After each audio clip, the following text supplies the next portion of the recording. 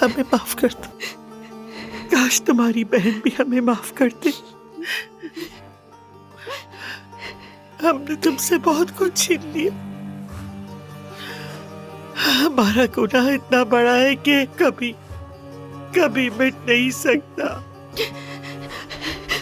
ऐसा मत कहिए असमत साहिबा, प्लीज ऐसा मत कहिए। मैं तुम्हारी मिन्नत करती हूँ, हमें माफ कर दो बेटा, मैं तुमसे मिन्नत करती हूँ, हमें माफ कर दो।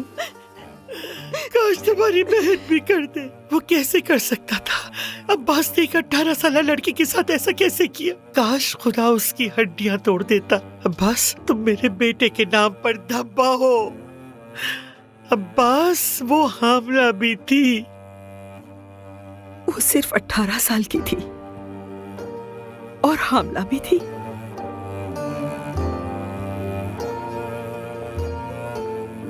अब्बास, ये क्या चल रहा है और ये लड़कियां कौन हैं? ये दरअसल दूर के रिश्तेदार है मेरी, और कुछ नहीं। तो मेरी अम्मी के गांव से माली इमदाद की जरूरत थी, इसलिए मेरे पास आई।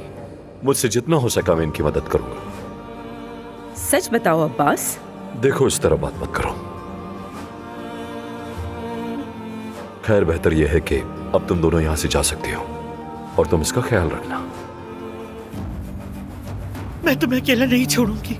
तुम अब मेरी बेटी हो,